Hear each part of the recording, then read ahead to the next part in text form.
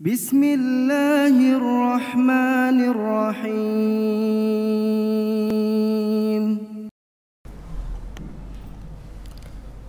Assalamualaikum warahmatullahi wabarakatuh.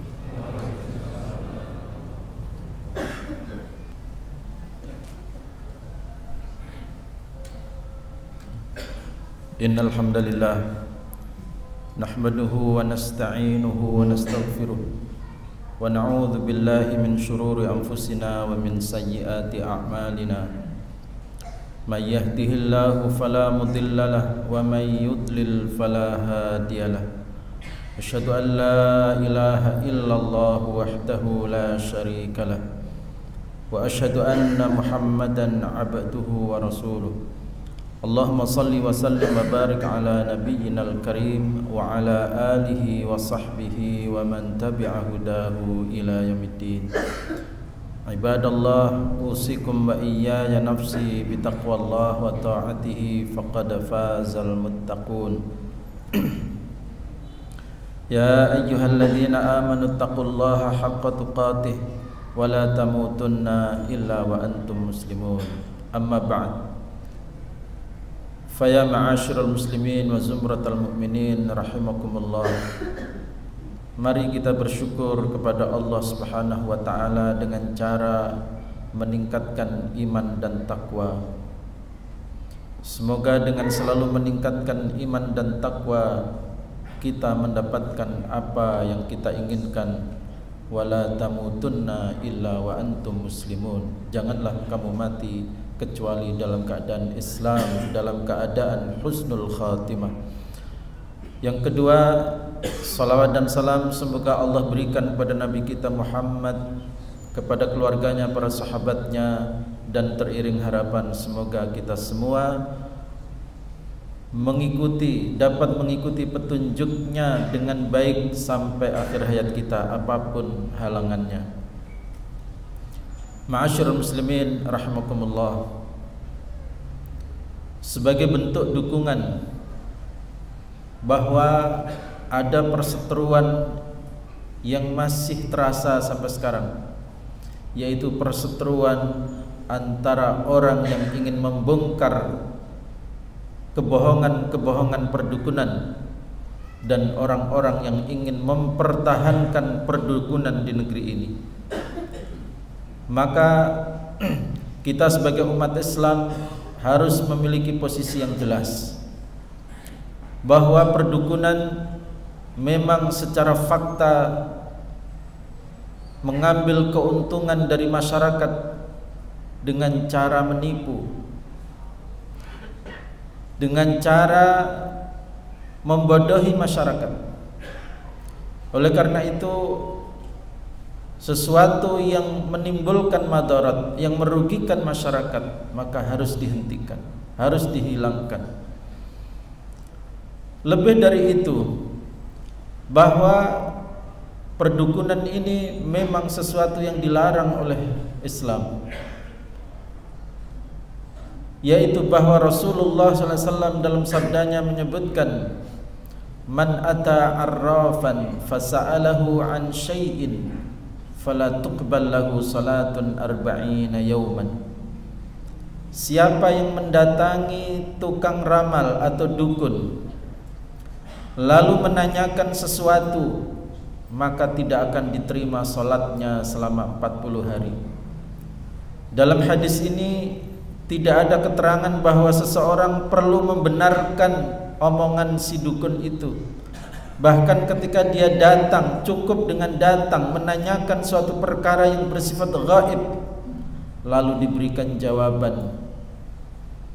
Terlepas apakah dia membenarkan atau tidak membenarkan jawaban itu, maka kata Rasulullah, fala tuqbal lahu salatun arba'ina yawman, maka salatnya tidak diterima selama 40 hari. Dalam versi yang lain, arba'ina lailan, 40 malam. Hadirin ma'asyiral muslimin rahimakumullah. Jadi perkara perdukunan itu kombinasi dua hal. Kombinasi penipuan dan kebohongan kepada masyarakat, merugikan masyarakat, dan dia memang dasarnya dilarang oleh syariat Islam. Hadirin ma'asyiral muslimin rahimakumullah. Kenapa di negeri ini berkembang perdukunan? Itu disebabkan oleh bahwa orang yang mengaku punya hubungan dengan jin itu dianggap sesuatu yang biasa. Padahal orang yang punya hubungan dengan jin itu pertama-tama harus dicurigai. Meskipun jin adalah makhluk ciptaan Allah, manusia adalah makhluk ciptaan Allah, belum tentu setiap jin itu kafir. Ada juga jin yang mukmin. Tetapi dunia kita berbeda. Dunia kita berbeda. Dunia manusia adalah dunia manusia, dunia jin dunianya jin. Maka ketika manusia punya hubungan dekat dengan jin, maka layak untuk dicurigai. Hadirin ma'asyiral muslimin rahimakumullah. Al-Quran mengatakan wa annahu kana rijalun minal insi ya'udzuuna birijalin minal jinni fazaduhum rahaqa. Dan ada orang-orang dari kalangan manusia yang meminta perlindungan. Tetapi faktanya bukan hanya perlindungan, meminta informasi, meminta data-data, meminta ilmu tentang perkara gaib. Fazaduhum rahaqa. Maka mereka menambah kedurhakaan kepada mereka.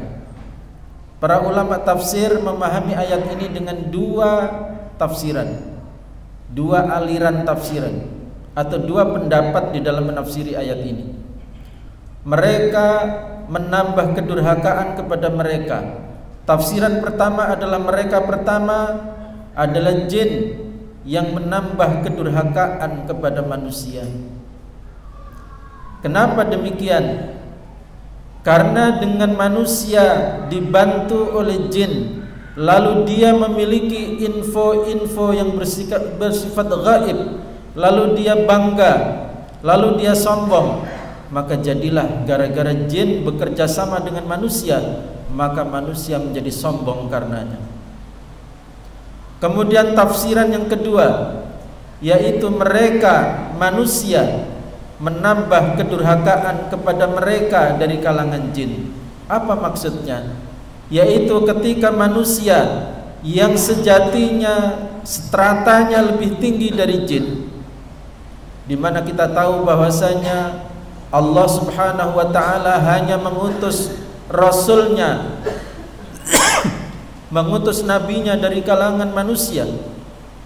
Lalu kemudian para jin datang menghadiri majlis di mana Rasulullah SAW membacakan ayat menerangkan Islam, lalu kemudian mereka masuk Islam. Artinya rasulnya manusia itu juga menjadi rasulnya jin. Berarti sebetulnya strata sosialnya manusia lebih tinggi daripada strata sosialnya jin. Kalau seandainya strata sosial jin lebih tinggi, tentu Allah akan mengutus utusannya dari kalangan jin, sedangkan manusia hanya cukup mendengarkan bisikan-bisikan dakwah dari jin. Hadirin ma'asyiral muslimin rahimakumullah. Berarti para jin menjadikan Rasulullah sebagai panutan ketika jin itu masuk Islam. Dan jin sadar itu bahwa strata mereka lebih rendah daripada manusia. Tetapi ketika manusia stratanya lebih tinggi kemudian minta tolong kepada jin, coba bayangkan seseorang dengan strata lebih tinggi lalu kemudian mengeluh-elukan, menyembah-nyembah kepada orang dengan strata yang lebih rendah. Apa yang terjadi kemudian? Orang yang stratanya lebih rendah akan merasa sombong. Tuh, orang yang stratanya lebih tinggi saja meninggikan saya. Hadirin ma'asyiral muslimin rahimakumullah. Maka hubungan manusia dengan jin itu selalu merusak, baik merusak kepada manusia, merusak pula kepada jin. Maka dua-duanya makin durhaka. Gara-gara manusia minta tolong kepada jin, jinnya jadi durhaka, sombong, karena manusia dengan strata lebih tinggi ternyata mengemis-ngemis kepada jin yang stratanya lebih rendah. Demikian pula manusia ketika dibantu oleh jin, dia merasa hebat, tidak dimiliki oleh orang biasa, maka dia pun sombong. maka dua-duanya kemudian sombong, tidak mau lagi tawakal kepada Allah, tidak lagi mau berdoa kepada Allah, tidak lagi mau taat dan ibadah kepada Allah Subhanahu wa taala. Maka setiap hubungan manusia dengan jin itu pertama-tama patut dicurigai. Tidak boleh ada ajaran di dalam Islam bahwa orang mengaku punya hubungan akrab dengan jin lalu kemudian dianggap biasa saja. Lalu argumennya adalah karena dia mendapatkannya dengan cara aliran putih. Apa itu aliran putih? Aliran putih adalah seseorang yang mendapatkan interaksi intim dengan jin dengan cara puasa 40 hari, tahajud 40 malam berturut-turut tanpa putus. Bukankah dia mendapatkan hubungan khusus itu dengan cara-cara yang diajarkan di dalam syariat? Maka kemudian mereka mengistilahkan itu ilmu putih. Maka kemudian orang yang memilikinya pakai sorban, orang yang memilikinya memegang tasbih, orang yang memilikinya bergelar kiai. Hadirin ma'asyiral muslimin rahimakumullah, ketahuilah bahwa antara ilmu hitam yang mendapatkannya dengan cara-cara hitam maupun ilmu putih yang mendapatkannya dengan puasa, dengan tahajud, itu sebetulnya sama saja. Karena jin tidak akan memberikan bantuan kepada manusia kecuali manusia mau membayar harganya. Hadirin ma'asyiral muslimin rahimakumullah, lalu apa harganya? Harganya adalah kedurhakaan kepada Allah Subhanahu wa taala. Ketika orang puasa, sebetulnya puasa yang benar adalah dilandasi oleh niat melaksanakan perintah Allah. Kalau puasa itu puasa sunnah, maka dalam rangka mencari tambahan ridha Allah. Tidak hanya yang wajib, ditambah dengan yang sunnah, puasa sunnah. Berarti titik berangkatnya adalah cinta Allah, mencari ridha Allah. Itu puasa yang benar. Lalu kemudian teknisnya, tidak ada puasa terus-terusan 40 hari. Yang ada maksimal adalah puasa Daud, 1 hari puasa, 1 hari tidak puasa. Itu puasa tertinggi, puasa sunnah yang diatur di dalam syariat kita. Lalu orang kemudian merumuskan sendiri puasanya 40 hari berturut-turut. Secara niat sudah salah. Bukan untuk cinta Allah, bukan untuk mencari ridha Allah, dan secara teknis juga salah karena tidak mengikuti cara yang diajarkan Rasulullah sallallahu alaihi wasallam. Maka itu cukup menjadi harga. Jin kemudian datang membantu dia, lalu kemudian memberikan info-info yang entah benar atau salah. Lalu kemudian si tukang ramal menjawab pertanyaan-pertanyaan masyarakat dengan cara yang sangat mudah, dengan tarif yang seenak perutnya sendiri. Hanya sebuah jawaban yang tidak pakai susah payah. Lalu kemudian dia menetapkan tarif, menetapkan mahar dan sebagainya. Hadirin ma'asyiral muslimin rahimakumullah, ilmu hitam, ilmu putih sama saja.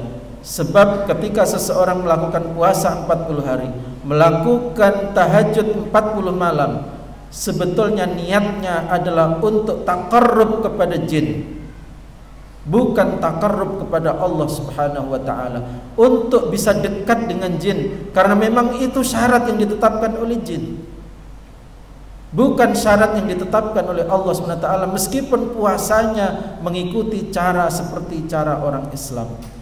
Itu adalah tipuan istilah ilmu putih itu. Kalau ada orang yang dengan sorban di kepalanya, ada tasbih di tangannya, ada kopiah di kepalanya, lalu dia punya khodam, punya hubungan dekat dengan jin, pertama-tama curigai. Orang itu pasti telah membayar harga kedurhakaan kepada jin yang telah membantunya. Maka orang seperti itu tidak layak dihormati. Tidak ada ilmu Banten, ilmu Tasik, ilmu Cirebon yang orang-orangnya pakai sorban, pakai kopiah, pakai tasbih. Siapapun yang mengaku punya hubungan dekat dengan jin, pertama-tama curigai. Jin itu pasti meminta harga kepadanya. Hadirin ma'asyiral muslimin rahimakumullah, Ketika dia melakukan puasa, melakukan tahajud dalam rangka taqarrub kepada jin, supaya bisa dekat kepada jin, dipercaya kepada jin, lalu lihatlah syarat sesudah mendapatkannya. Mereka bilang begini, nanti kalau kamu sudah mendapatkan ilmu itu, maka kamu tidak boleh durhaka kepada orang tuamu, kamu enggak boleh meninggalkan salatmu. Ketahuilah, dia tidak durhaka kepada orang tua bukan karena takut kepada Allah, tapi takut jin meninggalkan dia. Apakah ini amal soleh?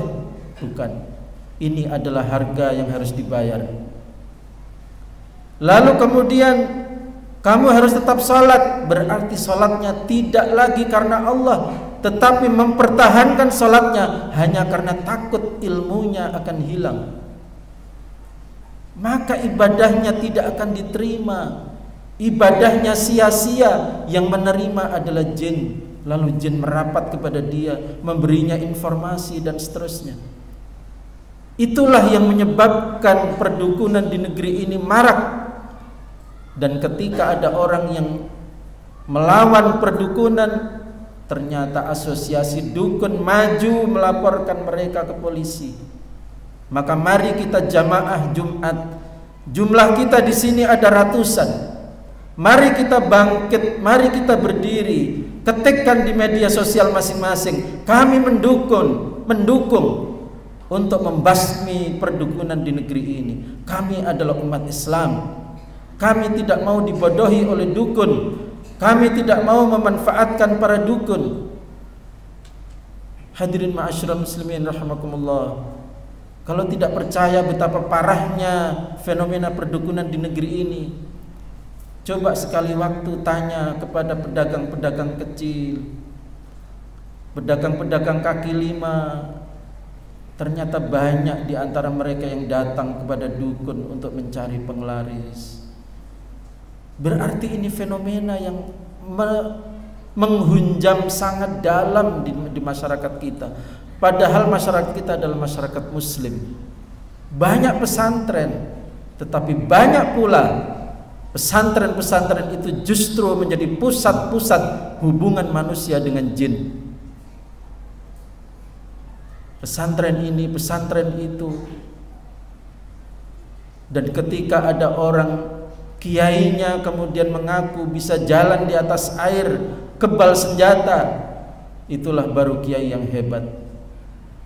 Kehebatan kiai bukan diukur oleh ilmunya, sebagaimana Imam Bukhari hafalan hadisnya, sebagaimana Imam Syafi'i pengetahuannya terhadap fikih, tetapi ketinggian seorang kiai didasarkan kepada kekebalannya terhadap senjata, kemampuannya jalan di atas air, kemampuannya merawat khodam-khodam dari kalangan jin. Inilah fenomena yang kita miris, bahwa hubungan manusia dengan jin inilah akar persoalan yang ada di negeri ini. Banyak orang yang dengan sorbannya, dengan kopiahnya, dengan tasbihnya itu bangga dan merasa benar ketika dia punya hubungan akrab dengan jin. Padahal Al-Quran mengatakan, siapa manusia yang meminta bantuan kepada jin, maka mereka akan membuat durhaka kepada mereka. Manusia membuat durhaka jin, atau kebalikannya jin membuat durhaka manusia, maka hentikan hubungan dengan jin agar negeri ini bersih dari perdukunan. Dan jangan sekali-kali datang kepada para dukun, karena amal ibadah kita diancam tidak diterima oleh Allah selama 40 hari. Dalam hadis yang lain dikatakan, faqad kafara bima unzila ala Muhammad, maka dia telah mengkufuri terhadap apa yang diturunkan kepada Nabi Muhammad. Hadirin ma'asyiral muslimin rahimakumullah. Ini bukan hanya soal pembohongan, ini bukan hanya soal kedustaan di hadapan publik, tetapi lebih dari itu, ini nasib akhirat kita. Kalau kita sampai datang kepada dukun, percaya atau tidak percaya, salat kita tidak diterima selama 40 hari. Hadis sahih riwayat Imam Muslim. Aqul qouli hadza wa astaghfirullah li wa lakum wastaghfiruh innahu huwal ghafurur rahim.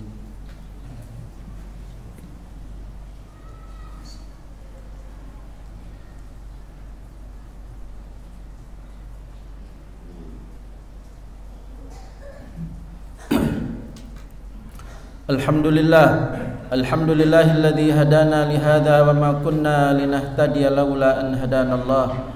Asyhadu an la ilaha illallah wahdahu la syarika lah wa asyhadu anna Muhammadan abduhu wa rasuluh. Allahumma salli wa sallim wa barik ala nabiyyinal karim wa ala alihi wa sahbihi wa man tabi'a hudahu ila yaumiddin. Ibadallah, usikum wa iyaya nafsi bitaqwallah wa ta'atihi faqad faza man ittaqa. Ya ayyuhalladzina amanu taqullaha haqqa tuqatih wa la tamutunna illa wa antum muslimun. Hadirin ma'asyiral muslimin rahimakumullah. Kesimpulan dari khutbah pertama tadi adalah jika ada jamaah Jumat yang siang ini hadir di masjid ini masih memiliki hubungan dengan jin, maka segera buanglah hubungan dengan jin itu untuk menyelamatkan akhirat Anda. Dan apabila ada orang yang masih terfikir untuk datang kepada dukun, segera hentikan, karena salat Anda terancam tidak diterima selama 40 hari. Lupakan perdukunan, lupakan dunia jin. Fokuslah dengan kehidupan kita, akhirat, masa depan kita. Jin tidak akan membela kita di akhirat nanti. Yang akan membela kita adalah bacaan Al-Quran kita. Yang akan membela kita adalah amal soleh kita. Yang akan membela kita adalah sedekah kita, ibadah kita. Jin tidak akan membela kita di akhirat nanti. Maka lupakan dunia jin supaya kita selamat di dunia dan akhirat. Innallaha amara amran bada fihi binafsihi wa thanna bimalaikatihi musabbihati biqudsi faqal innallaha malaikatahu yusalluna 'alan nabi ya ayyuhalladzina amanu sallu 'alaihi wa sallimu taslima. Allahumma salli 'ala Muhammad wa 'ala ali Muhammad kama sallaita 'ala Ibrahim wa 'ala ali Ibrahim wa barik 'ala Muhammad wa 'ala ali Muhammad kama barakta 'ala ali Ibrahim innaka Hamidum Majid. Allahumma ighfir lil muslimina wal muslimat wal mu'minina wal mu'minat al ahya'i minhum wal amwat innaka sami'un qaribun mujibud da'awat. Rabbana dhalamna anfusana wa illam taghfir lana wa tarhamna lanakunanna minal khasirin.